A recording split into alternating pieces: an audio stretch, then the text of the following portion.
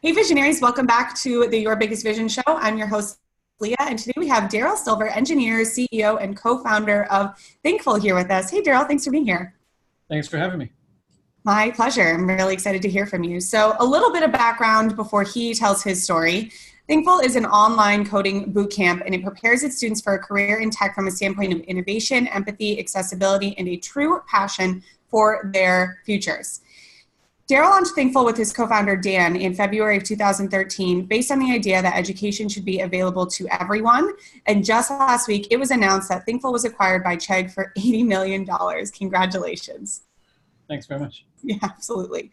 So let's rewind a little bit. I'm sure that the last few weeks have been kind of a whirlwind for you. Did you want to be an entrepreneur when you grew up, or did you want to be in tech and you became an entrepreneur from there? None of those things. I fundamentally had a lot of sort of easy time getting to know tech. My parents were very supportive of me just exploring other things. And at school, I was supported to explore random things. And I was always into computers. And then in high school, I got into photography. And then photography at that moment was turning digital. And so I got back into computers. And then I started becoming a coder so I could organize my photos.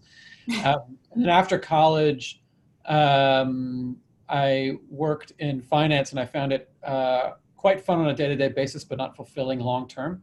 Okay. And yet again, I was fortunate enough to be able to leave that job and try something very, very risky, which I've since learned is very, very rare. Most people don't get that kind of opportunity, and that was a decade ago. It was more than that was 12 years ago. So I've been in this career now for 12 years. This is my second company. And it's just been hard work, perseverance since then. I'm sure. Where are you from? I'm from New York, and my parents are still here in Manhattan, uptown. Okay. So this is the second company you founded. Is this the second company you've had acquired? It is, yeah. Yeah, the first one was acquired by Dell, right? I actually think I remember reading about that. Yeah, congratulations. So walk us through a little bit what it's like to go from being in the tech world to then, I think it's a very different role to be someone who's a coder or developer to then being a leader and someone who hires people and trains people. And how did you deal with that? It's definitely a different role. It's definitely takes a kind of humbleness, but most of all, it takes just a perseverance to every single month face new challenges, every single month be creative about how to solve a problem. You're not really an entrepreneur until you've woken up and not been able to sleep through the middle of the night trying to figure out how you're going to make the next payroll. You're not really an entrepreneur unless you found yourself completely unprepared for something that's life or death or feels life or death.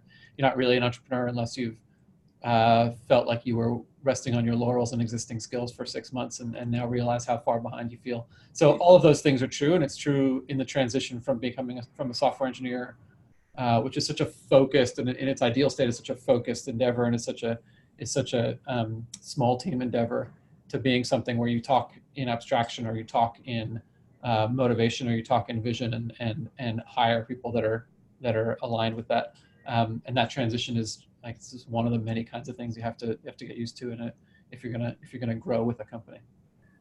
So you said you grew up around tech and it was very accessible for you to learn tech. Do you feel like there were signs now looking back that you had an entrepreneurial bone in you, or that you were meant to do this?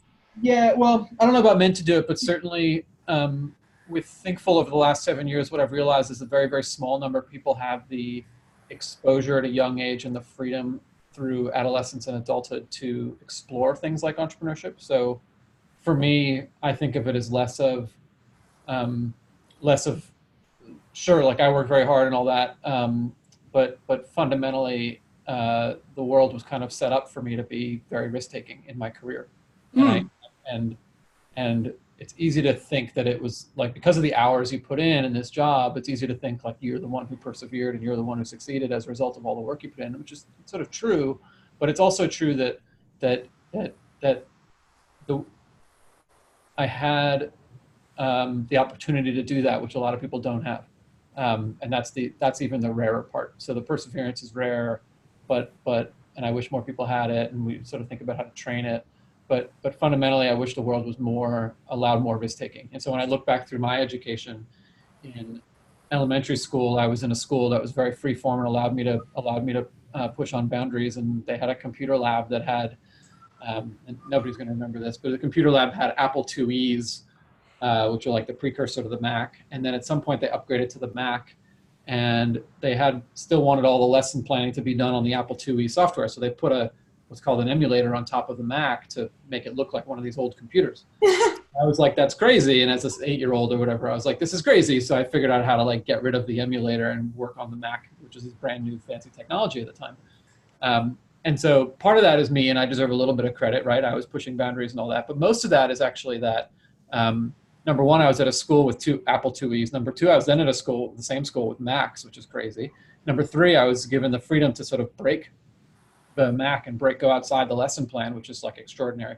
And then number four, I didn't get any trouble for that. And in fact, probably, I don't remember it personally, probably what happened is I was basically supported in that kind of exploration. And that kind of stuff is so, so rare. So yes, I did a lot of work, but actually the vast majority of what I was enabled for came through advantages that I just got lucky on, frankly. Do you think, so if someone's listening to this and they are excited by the concept of entrepreneurship, but they either know from their parents or whatever circumstance, or maybe just internally they are risk averse, do you have any advice on how they could include more risk taking into their life? Well, you mean as a person who sort of wants to become an entrepreneur, wants to be building something that doesn't exist? Yes, but maybe doesn't have the background that you had. Yeah, I mean, I think so. Well, I mean, that's sort of why we founded Thinkful. It's not really a pitch for Thinkful, but it is why we founded Thinkful, is to make it lower risk to get the career you find fulfilling. So, but I think the advice is that there's always this balance, and there's always this sort of takes this combination of having the opportunity and ability to actually afford risk. So, right. Savings to quit a job. Do you have the hours in the day after work to put toward a passion? Do you have literally the ability to fail? Meaning, if you fail at something after 6 months or a year, is your life able to move on in a sort of basic, in a most basic way? Like, can you pay your mortgage? Or you set up so you don't have a mortgage, or you set up where a significant other or partner can support over a short term. Those kinds of basics make things a lot easier for people, and that is very, very rare. But it is also the case that perseverance or putting in extra hours can make that demand on those basics a little bit less. And it's often the combination of the two. And what I find is that it just takes years and years, no matter what. And so my advice, I guess, is plan years and years in advance for having that ability to, not every day is going to feel like progress, but having that ability to see through the challenges of, the last 3 days I wasn't able to put any time in because my kid was screaming, but I was passionate about this idea, and I was able to put in 5 hours last week, or maybe it's 5 hours last month. And you can kind of chip away over years. And like I say, this interview is really nicely timed because we just announced the intention to acquire Thinkful, but for sort of like, it's this amazing event. But as I said already, I'm 12 years in. Right. This was not an overnight success. So the line in this world is overnight success, a decade in the making, and that's there's people that have far larger successes than Thinkful, and than me, and than Dan, and everyone else. But fundamentally, it takes a very long time, and you have to really enjoy that, and you have to really persevere through it. I'm never disappointed when I attribute success to a longer period of time of work put in. And it is harder for people that don't have savings or access to the technology in a very basic way, and that's what Thinkful tries to do, is to make that easier, but it is still reasonably possible, and there's a lot of creative ways to do that. I guess the other more practical tip is find your community. Where you live makes it surprisingly easier to find people that are like-minded and encouraged. So the easiest way to crack perseverance is to be around people who have perseverance, because they'll influence you. Easiest way to do anything is to be around people. Easiest way to make something easier is to be around people who are passionate about it, and they infect you with that passion. So the same is true with perseverance, same is true with independent projects, same is true with startups, the same is true with freelancing.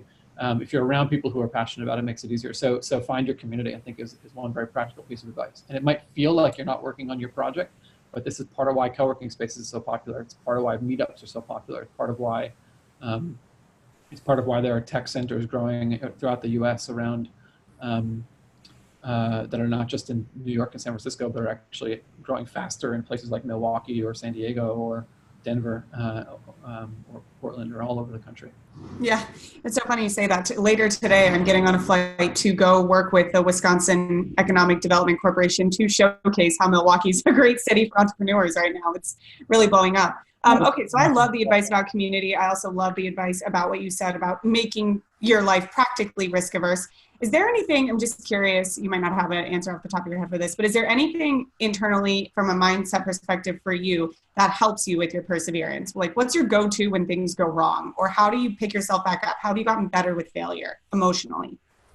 It's a great question. So the most basic thing is failure is part of the job. If you see it as something that's outside, if you see it as a surprise or you see it as not part of the job, then you're doing it wrong. Like, failure is part of the job. The whole point of perseverance is not necessary when all you're doing is succeeding. Perseverance is necessary for failing. So, Right. so failure is part of the job. When you zoom in on any professional life, you will discover periods that seemed like big successes followed by periods that were huge resets. And the resets are just failure. When you zoom into what it's like for those periods. Sometimes I look at, I go to like pitches of startups that are doing really well, and they show the graph that goes up, the classic graph that goes up and to the right. I guess it's from your perspective this way. It goes up and to the right for years, and then look how great the success is. And then when you look at that graph, you can see, well, from 2015 to 2017, it was sort of down actually. And then in 17, it really started picking up. And in 15, it was really doing pretty well. And it's like 15 to 17, it's really down. So, Yeah. and you realize like that's 2 years of failure, like 2 years, right? Yeah. 2 years of the CEO not sleeping. Right, or of the whole team trying to figure out what's going on. So failure is part of the job. If you see it as an exception, then it'll become an emotional story, and that's not right. You want to think of failure as part of the journey, and it's what requires perseverance.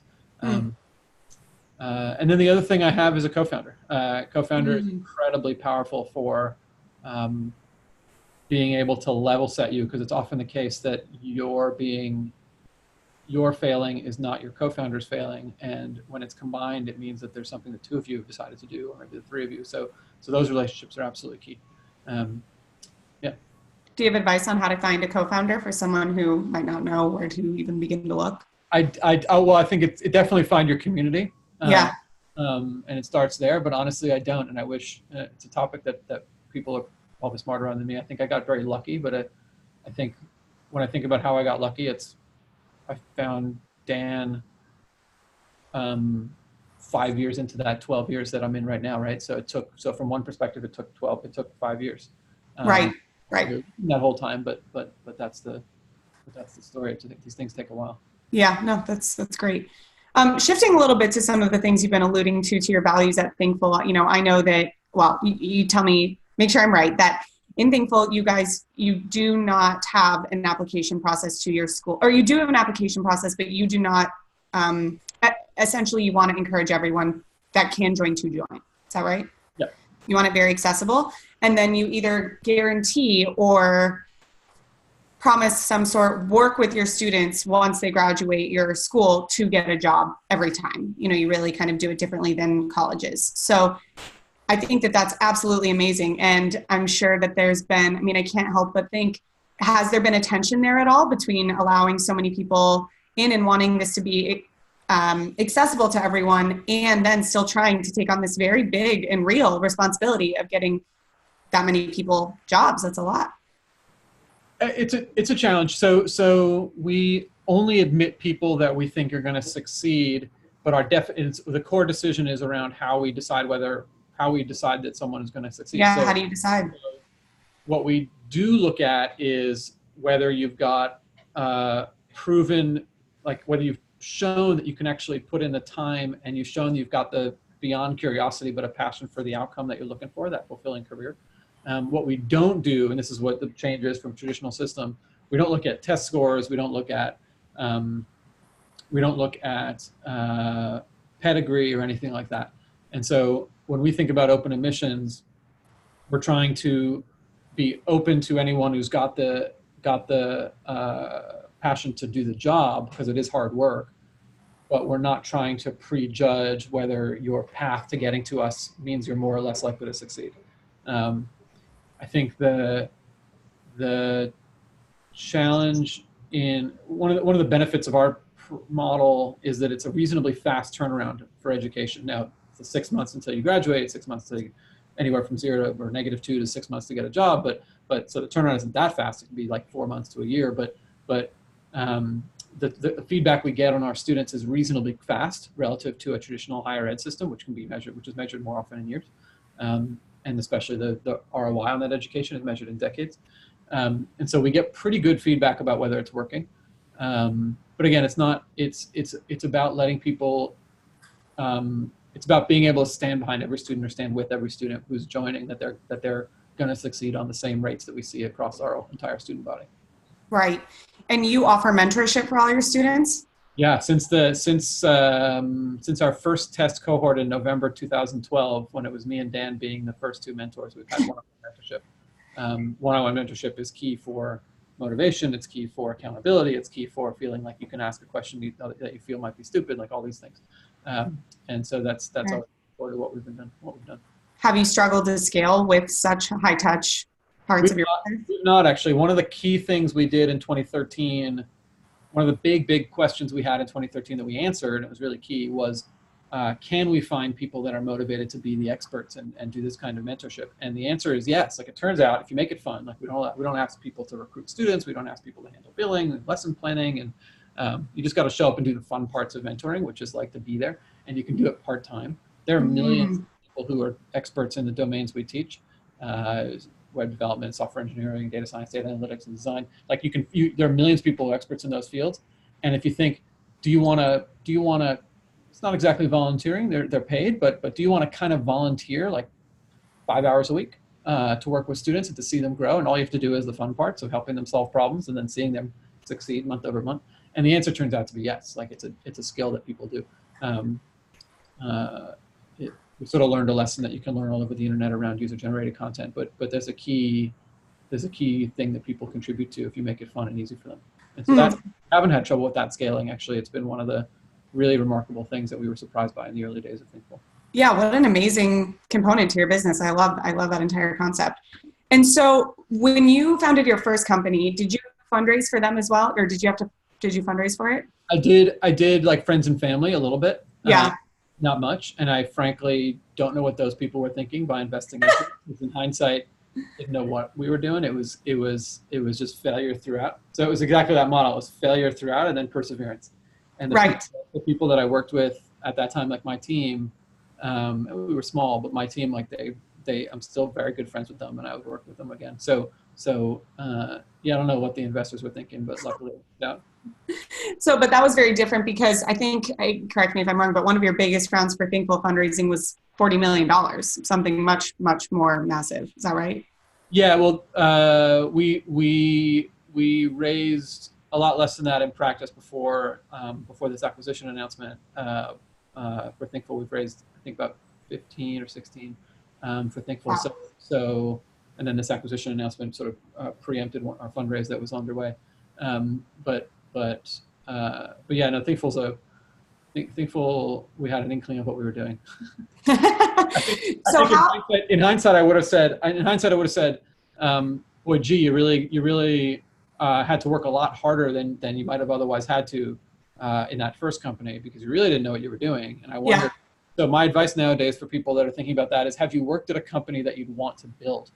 And so if you're at the stage that you'd want to build it at that early stage, or at a slightly later stage, anywhere from sort of 5 to 500 people, like that very early stage of a company.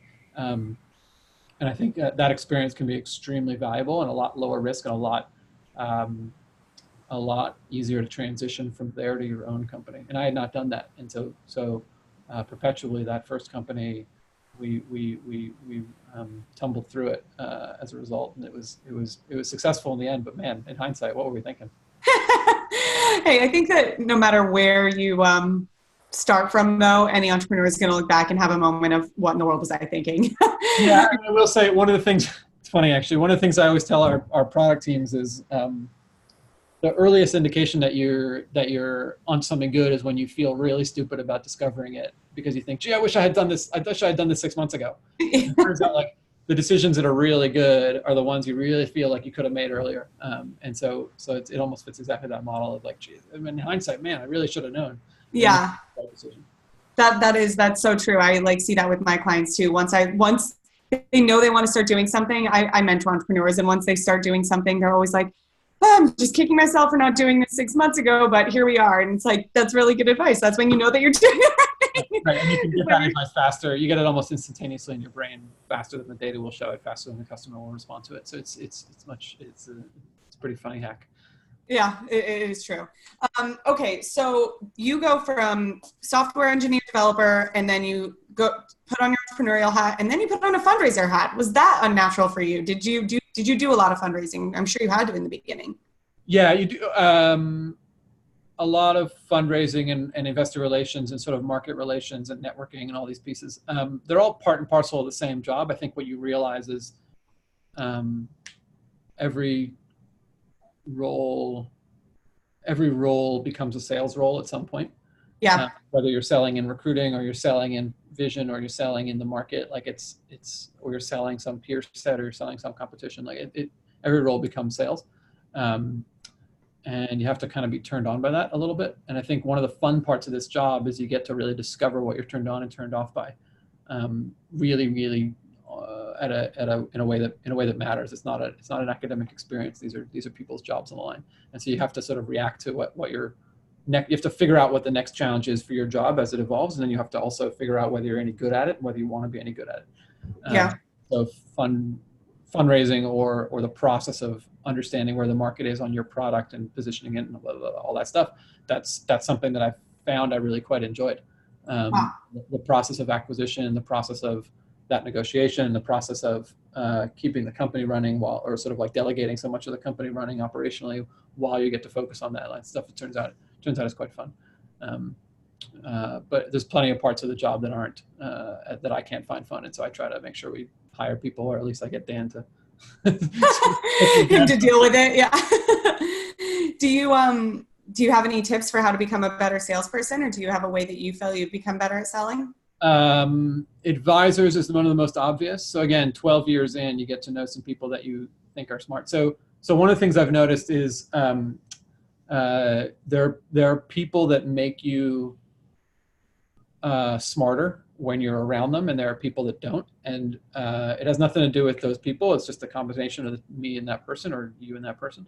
And so when it comes to advisors and people that can help me understand how to navigate a certain situation, whether it's some sales or whether it's some fundraiser or whatever else, finding those people that think the way I do, or that push me the way that I need, is very, very valuable. That combination, not everyone can do that.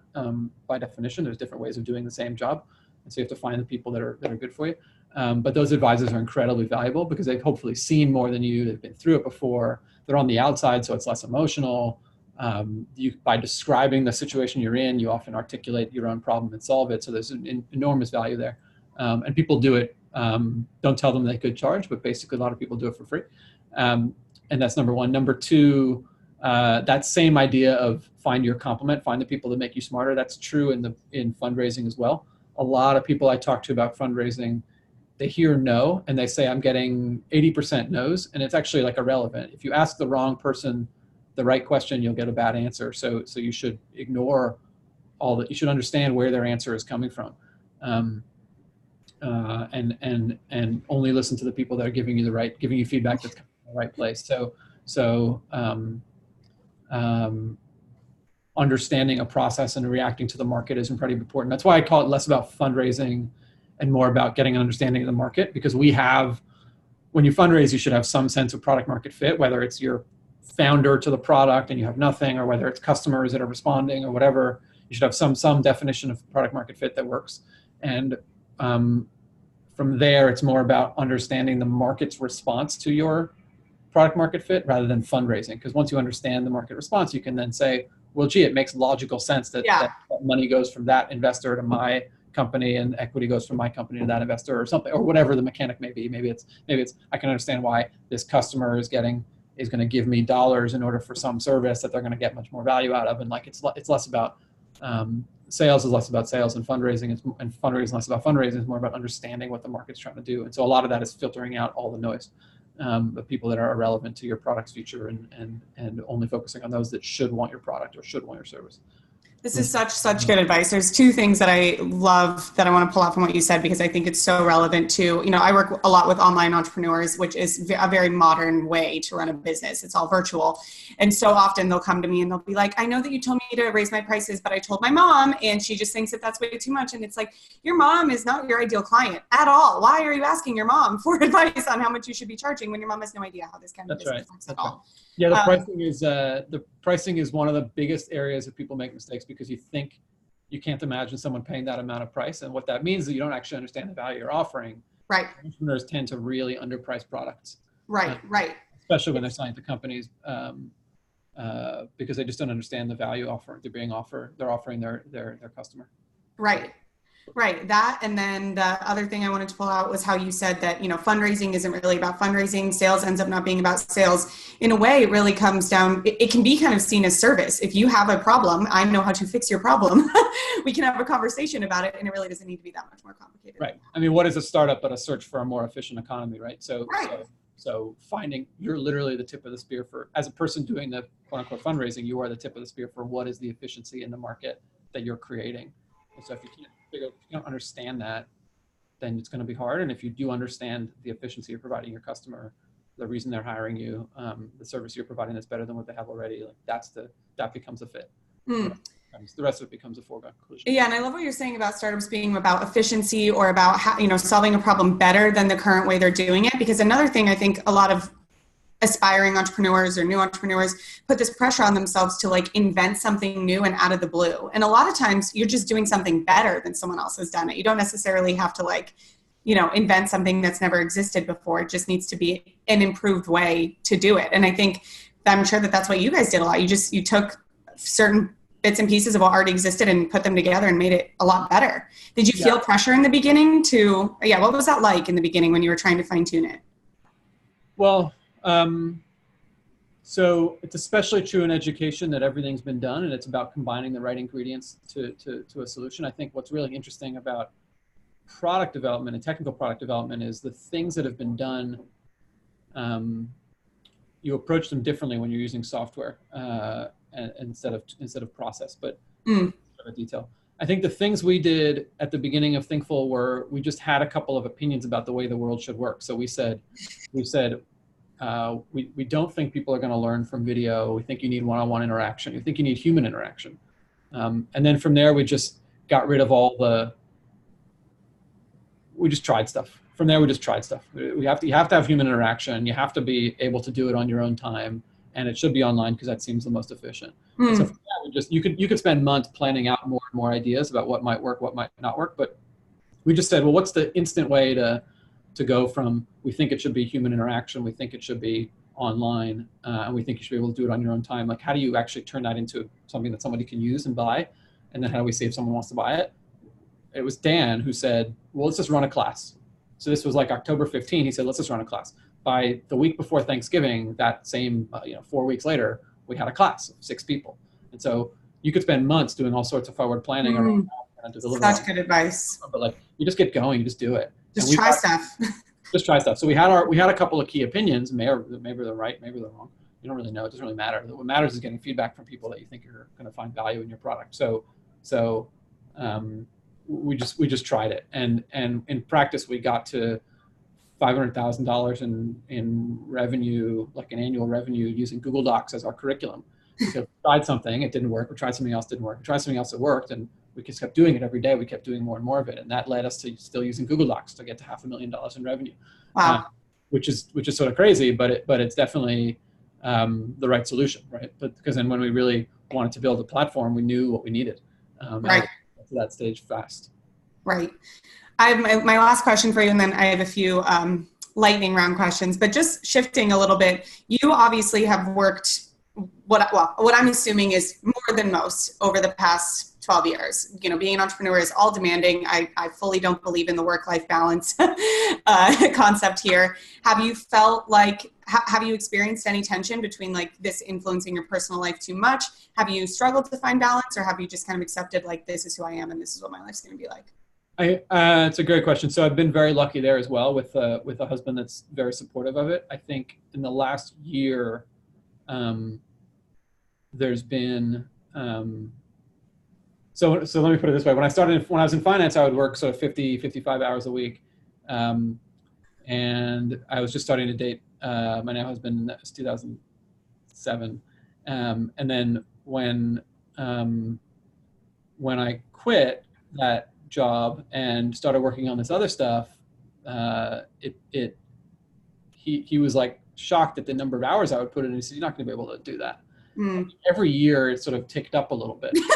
In 2019, and now he said, like a few months ago, he said like you work more hours than I could fathom. Like it's just crazy. So, but he's been very supportive of it, and that's very rare and very special. And I think in 2019 we've probably crossed the threshold of sustainability for that. I think an acquisition process and all that is really time consuming by nature, and it has a natural ebb and flow. And so luckily we're about to go through we're about to come to a more sustainable moment to it. Now it'll still be 50 to 70 hours a week for the rest of my life probably, but I really enjoy that. I think the costs of that are I don't have any kids, and that would be a change of hours put in. Now I see entrepreneurs that do that, and I see entrepreneurs that do it very successfully, and I'm pretty interested to figure out what their secret is. It's sort of like an odd thing. I can't fathom it, but from what I understand,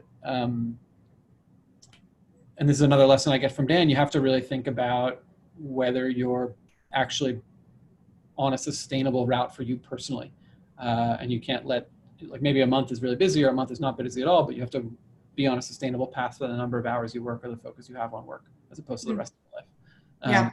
Work-life balance is certainly real. You have to, but it's more about, are you setting up for a long term that you can be healthy with? Stress level, hours level, personal relationships level, all that stuff. Right. Sustainability is key. But I also think, for me anyway, I've had my business for just over 3 years now. I work I have a few employees, but it's not like you where you're building, several hundred employees. And things did get a bit easier. In the beginning, it was much more demanding, I felt like. And it wasn't so much that it was more demanding. I still feel like I work all the time, but it was just, I had no clue what I was doing. So it felt a lot less efficient, I guess I would say, because now I can work and I know it will work. So that's my advice also, is hang in there in the beginning. I think it gets a little bit better later on. All right, I have 3 lightning round questions for you. Are you ready? Yeah. What is your go-to when you have a terrible day? The gym. The gym. What are you most proud of so far in your career? Last week. An $80 million acquisition. Hell yeah. Actually, the moment of that last week was standing in front of a Zoom room of hundreds of people saying, today is a day that you'll be able to, that'll dramatically impact and improve your career for the rest of your career. And being able to do that was a new kind of feeling. It's something bigger than any one of us in that room, and being able to deliver that message was very special. So that's the thing I'm most proud of. Absolutely. It's amazing. Do you have a go-to motivational book or podcast that helps you as an entrepreneur? I do not. I'm currently reading a couple things, but I don't actually. Okay. And where can people find out more about you and or Thinkful? Well, Thinkful is thinkful.com, THINKFUL, and me is Darrell Silver on Twitter, or just darrellsilver.com, DARRELL, silver like the metal.com. Cool. Well, thank you so much for being here and sharing your journey with us. A huge congratulations on this acquisition. I'm incredibly in awe of what you built and your success, and I really appreciate you being here. Thanks very much. Thanks so much, visionaries. We'll talk to you soon. Here is to your biggest vision.